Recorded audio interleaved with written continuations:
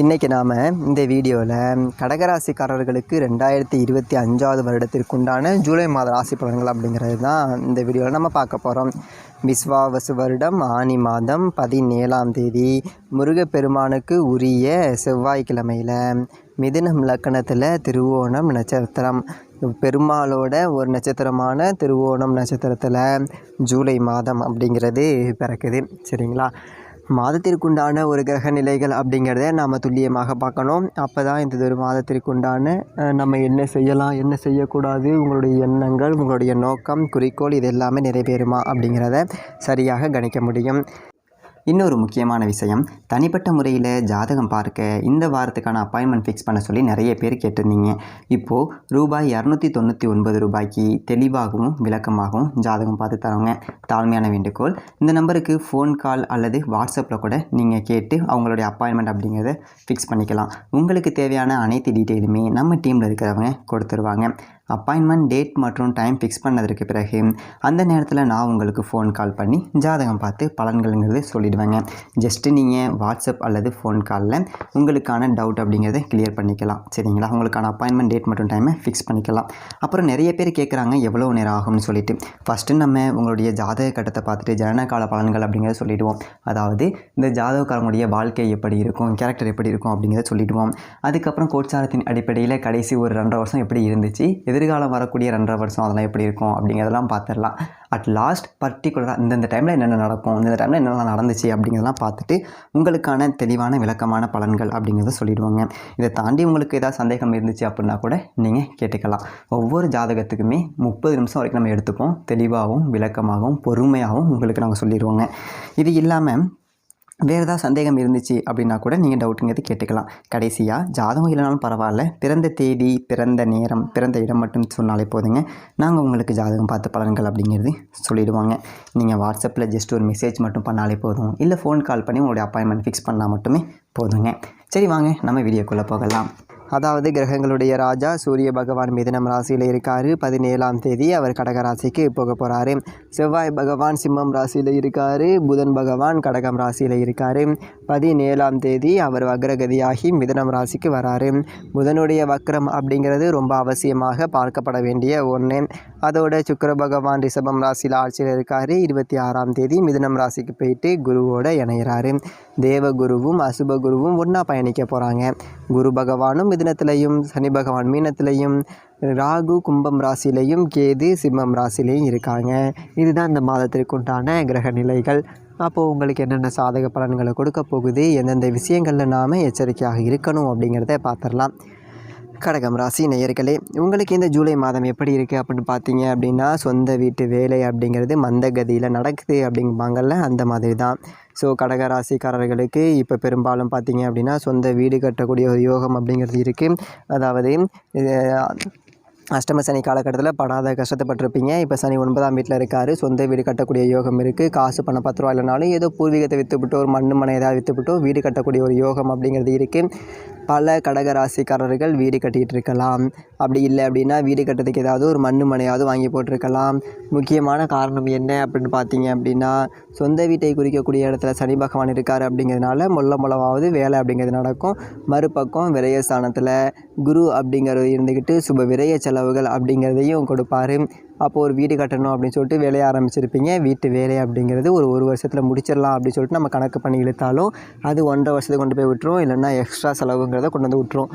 சாதாரணமாக 2 ரூமை வச்சு ஒரு வீட்டை கட்டலாம் அப்படின்னு சொல்லிட்டு அப்படியே ஒரு ரூமை எக்ஸ்டெண்ட் பண்ணியிருக்கலாமோ, இந்த ஒரு மாடியில் ஒரு ரூமை கொண்டு போய் கட்டியிருக்கலாமோ, இப்படியெல்லாம் உங்களுக்கு சிந்தனைகளில் ஒரு எதையாவது ஒன்று குழப்பத்தை கொடுத்து, சரி இப்போ கட்டுறா பேசிக்கலாம் அப்படின்னு சொல்லிட்டு எவனோ ஒருத்தன் வந்து சத்தி கொடுத்து தள்ளி விட்டு 10 ரூபா கடன் அப்படிங்கிறது மிச்சம் வைக்கக்கூடிய ஒரு நேரம் அப்படிங்கிறதும் வருங்க. குறிப்பாக இந்த ஒரு ஜூலை மாதத்தை பொறுத்த வரைக்கும் உங்களுடைய அந்த ராசிக்கு தனம் வீட்டில் செவ்வாய் பகவான் அப்படிங்கிறவர் இருக்கார். அதாவது பூமிகாரகன் செவ்வாய் பகவான் தனஸ்தானத்தில் இருக்கார். அப்படிங்கும்போது பூமியால் நமக்கு வருமானம் அப்படிங்கிறது வரும், பூமியால் நமக்கு செலவு அப்படிங்கிறது வருங்க. அதாவது இந்த ரியல் எஸ்டேட்டு, கமிஷன், தரகு, ஏஜென்சி இந்த மாதிரியெல்லாம் இருக்கிறவங்க ஒரு 10 ரூபா கூடுதலாக சம்பாதிக்கலாம். அதே நேரத்தில் எந்த பூமியால் சம்பாதிச்சியோ அதே பூமியில் முதலீடு அப்படிங்கிறதையும் போடுறது. இங்கிட்டு ஒரு பிளாட்டை விற்று கொடுத்துட்டு இங்கே ஒரு பிளாட்டு வாங்குறது, இங்கே ஒரு பிளாட்டை விற்றுவிட்டு இங்கே ஒரு பிளாட்டை ஒரு போர் போடுறது. மண்ணை தொண்டி செய்யக்கூடிய வேலை எல்லாத்துக்குமே காரகத்துவம் கொண்டது செவ்வாய். அப்போது நீங்கள் போர்வெல் போடலாம், கிணறு வெட்டலாம், வீடு கட்டலாம். இந்த மாதிரியான அமைப்புகள் எல்லாத்தையுமே குடும்பஸ்தானத்தில் இருக்கக்கூடிய செவ்வாய் அப்படிங்கிறவர் கொடுக்குறாரு. அவரோட சேர்ந்து கேதுவும் இருக்கார். கேது வந்துட்டு ஒரு விஷமற்ற ஒரு பாம்பு அப்படிங்கிறதையும் நம்ம மனசில் வச்சுக்கணும். செவ்வாயும் கேதுவும் சேர்ந்து தன வீட்டில் இருக்காங்க அப்படின்னா அப்போ குடும்பத்துக்காக நமக்கு வருமானமும் வரும், குடும்பத்துக்காக நாம் செலவு அப்படிங்கிறதையும் பண்ணணும். அதனால தான் வீடு கட்டுற யோகம்லாம் வரும் அப்படி சொல்லிட்டு நான் சொன்னது. அதே மாதிரி இதே காலகட்டத்தில் பார்த்தீங்க அப்படின்னா புதன் கடகம் ராசியில் இருக்கார், சூரியன் மிதுனம் ராசியில் இருக்கார். அப்போது ராசிக்குள்ளேயே புதன் பகவான் இருக்கார், விரயத்தில் சூரியன் இருக்கார். இப்போ இந்த விரயத்தில் சூரியன் என்ன செய்வார் அப்படின்னு பார்த்தீங்க அப்படின்னா, ஒரு லோனுக்குன்னு நம்ம அலைஞ்சோம் அப்படின்னா அவ்வளோ சாமானியமாகாது, இழுத்து கொண்டு போய் விட்ருவாங்க. நடையாக நடக்கணும்.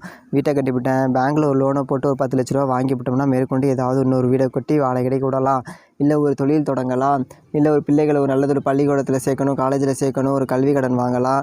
இப்படிலாம் முயற்சி செஞ்சீங்க அப்படின்னா இந்த கிரகங்களுக்கெல்லாம் ராஜா அரச காரகத்துவம் கொண்ட சூரியன் என்ன பண்ணுவார் அப்படின்னா விரயத்தில் இருந்துக்கிட்டு நமக்கு டிலே கொடுப்பாரு. 17ஆம் தேதிக்கு மேலே சொந்த ராசிக்கு வருவார். கரெக்டாக அன்னைக்குன்னு பார்த்தீங்க அப்படின்னா அதே 17ஆம் தேதி மிதுனம் ராசிக்கு வக்ரத்தில் புதன் பகவான் போயிடுவார். இவர் அங்கிட்டு போகிறாரு, இவர் இங்கிட்டு போகிறாரு. ஒன்று ராசிக்கு வருது, இன்னொன்று விரயத்துக்கு போகுது. இந்த புத ஆதித்ய யோகம் அப்படிங்கிறது செயல்படாமலே போகுது. அவர் இங்கே வரப்போ அவர் அங்கே பெறாரு. புதனும் சூரியனும் எதிர் நடந்துக்கிட்டு இருக்காங்க. அப்போ என்ன செய்யணும் அப்படின்னா நம்ம கடுமையான முயற்சிகள் அப்படிங்கிறத எடுக்கணும். குறிப்பாக கல்வி சார்ந்து அரசு துறை சார்ந்து எடுக்கக்கூடிய முயற்சிகளில் சுணக்கம் அப்படிங்கிறது இருக்கும். ஆனால் போராடினா தான் வெற்றி. நீங்கள் பாதியில் சலிச்சுக்கிட்டு அட போடா என்னடா இது அலைச்சலாக இருக்குது போக்குவரத்து அப்படின்னு சொல்லிட்டுலாம் விட்டிங்கன்னா நான் வந்து சுணக்கத்தை கொடுத்துருவார். போதாத குத்தத்துக்கு விரயத்தில் குரு பகவான் இருக்கார். குரு இருக்குமிடம் பால், பார்க்குமிடம் சிறப்பே. அப்போது குரு 12ஆம் இடத்துல இருந்துக்கிட்டு நமக்கு விரைய செலவுகளை கொடுக்க தான் செய்வார். ஏதோ ஒரு ரூபத்தில் வரும். நான் எங்கள் ஜோசியரை வீடு கட்டிக்கிட்டு இருக்கேன், இருக்கிற வைத்திய தெரிச்சலில் நீங்கள் வேற கிண்டாதீங்க அப்படி சொல்லிட்டு கடகராசிக்காரங்க சொல்லுவாங்க இல்லைங்களா, அவங்களுக்கு வேறு விதத்தில் விரைய செலவு வரும். சுய ஜாதகத்தில் குரு பலன் சரியில்லைன்னா வைத்திய செலவுகள் கூட வரலாம். அப்படியும் இருக்குது. நான் ஆஹா ஓகோன்னு சொல்லிட்டு உங்களுக்கு புகழ்ந்து அலங்காரத்துக்காக பேசி ஒன்றும் நடக்கலை ஜோசியரை அப்படி சொல்லிட்டு கமெண்டில் வந்து என்னை திட்டக்கூடாது. அதனால் சொல்கிறேன், சில பேருக்கு சுய ஜாதக பலன் சரியில்லை, குரு அமர்ந்த இடம் சரியில்லை, குருவோட கூட்டணி சரியில்லை, குரு பார்க்கக்கூடிய இடம் சரியில்லை அப்படின்னா இந்த மாதிரியான பிரச்சனைகள் அப்படிங்கிறத சில பேருக்கு வரும். ஆனால் பெருசாக போகாது, நீங்கள் கவலைப்பட வேண்டாம். ஒரு மருத்துவமனை ஒரு 50,000 ஆகும், ஒரு ஆப்ரேஷன் அப்படிம்பாங்க. இப்போதைக்கு 2 நாள் மருத்துவ சாப்பிடு பார்த்துப்போம் அப்படிம்பாங்க. அது 2 நாள் சரியாக போயிடும். 50,000த்துக்கு போவதில் 500 நிவாரணம் அப்படிங்கிறத அடைஞ்சிடலாம். ஏன்னா குரு பகவான் அந்த இடத்துக்கு சோதிக்க மாட்டார். சனி நல்ல இடத்துல இருக்கார். ஏன்னா சனி பகவான் 9ஆம் இடத்துல இருக்கார் அப்படின்னா நம்மளோட பரம்பரை, அதாவது அப்பா வகை சொந்தங்கள் இருக்காங்கள்ல, அப்பா தாத்தா அப்பாவோட அப்பா இவர்களுடைய புண்ணியத்தை நம்மக்கிட்ட கொண்டு வந்து சேர்க்குறாரு அப்படின்னு அர்த்தம். அப்படிப்பட்ட சனி 9ஆம் இடத்துல இருக்கார். அப்படிங்கிறதுனால பெரிய பாதிப்புகள், பரம்பரை வியாதி, சர்க்கரை வியாதி, ரத்த அழுத்தம் வராது, இந்த மாதிரியான பிரச்சனைகள்லாம் வராது. சனி காப்பாற்றுவார், பயப்பட வேண்டாம். அதோட முக்கியமான விஷயம் என்ன அப்படின்னா உங்களுக்கு அஷ்டமத்தில் ராகு இருக்கிறதுனால தான் இந்த மாதிரியான பிரச்சனைகள்லாம் இருக்கும். குருவால் விரயம், ஆனால் அஷ்டமத்தில் இருக்கக்கூடிய ராகு தான் இந்த பிரச்சனையெல்லாம் கொடுப்பார். ஆனால் அஷ்டமத்தில் இருக்க ராகுவையும் குரு பார்த்து புனிதப்பட்டதுனால பெரியதொரு செலவு இல்லாமல் தலைக்கு வந்தது தலைப்பாகையோடு போச்சு அப்படிங்கிற மாதிரி இருக்கும். கவலைப்பட வேண்டியதில்லை. இந்த மாதம் நல்லா தான் இருக்குது. அதே மாதிரி சுக்கிரன் உங்களுடைய ராசிக்கு லாப வீட்டில் ஆட்சி பெற்று உட்கார்ந்துருக்காரு.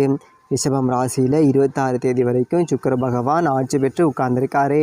ரொம்ப அற்புத யோகங்களே இந்த ஒரு மாதத்தில் அள்ளித்தரக்கூடிய ஒரு நபர் யார் அப்படின்னா சுக்கிரன் தான்.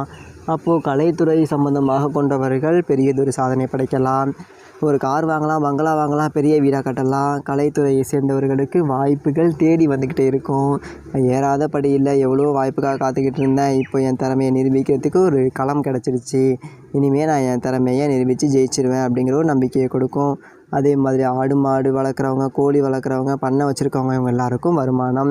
விவசாயிகளுக்கு வருமானம். செவ்வாய் சுக்கிரன் 2 பேரும் சாதகமாக இருக்காங்க. அப்படிங்கிறதுனால விவசாயம் பார்க்குறவங்களுக்கு நல்லதொரு விளைச்சல், அதற்குண்டான ஒரு விலை கிடைக்கும், நல்லதொரு லாபம் அப்படிங்கிறத அடையலாம். ஆடு மாடு கோழி வச்சுருக்கவங்களுக்கும் நல்லதொரு வருமானம் அப்படிங்கிறது இருக்குது. அரசியல்வாதிகள் சாதிக்கக்கூடிய ஒரு வாய்ப்பு இருக்குது. மேல்மட்ட அளவில் நல்லதொரு பேர் எடுக்கலாம். மேல் மட்டத்தில் நெருக்கம் கிடைக்கும், பெரியதொரு பதவிகள் கிடைக்கும். கான்ட்ராக்டு கமிஷன் போக்குவரத்துன்னு அரசாங்கத்தை வச்சு ஒரு 10 ரூபா சம்பாதிக்கக்கூடிய ஒரு அமைப்பு அப்படிங்கிறது எல்லாமே உங்களுக்கு கிடைக்கும். கவலைப்படாதீங்க. இருந்தாலும் வியாழக்கிழமைகளில் குரு பகவானுக்கு நெய் தீபம் ஏற்றுங்க. ஒரு நெய் விளக்கு போட்டுட்டு குரு பகவானுக்கு வெள்ளை பொங்க கடலில் சுண்டல் செஞ்சு நெய்வேத்தியம் படைச்சிட்டு ஏழை பாலை மாணவர்களுக்கு உங்களால் முடிஞ்சது உதவி ஒரு யூனிஃபார்ம் வாங்கி கொடுக்குறேன், இல்லை ஒரு பள்ளிக்கூடத்துக்கு ஃபீஸ் கட்டுறேன், இந்த செருப்பு இல்லாமல் ஒரு பையன் படிச்சுட்டு இருக்கான் பார்க்க சங்கடமாக இருக்குது ஒரு செருப்பு வாங்கி கொடுக்குறேன், இந்த மாதிரி ஏதாவது உதவிகள் அப்படிங்க செஞ்சுட்டு வாங்க. ஜூலை மாதம் ரொம்ப சூப்பராக இருக்கும். கடகம் ராசிக்காரர்களுக்கு எல்லாம் நல்லதாகவே அமையும். மேலும் தனிப்பட்ட முறையில் ஜாதகம் பார்க்க கீழே இருக்க நம்பருக்கு கான்டாக்ட் பண்ணுங்கள். தெளிவாகவும் விளக்கமாகவும் பொறுமையாகவும் ஜாதகம் பார்த்த பலன்கள் அப்படிங்கிறது சொல்லப்படும். நன்றி, வணக்கம்.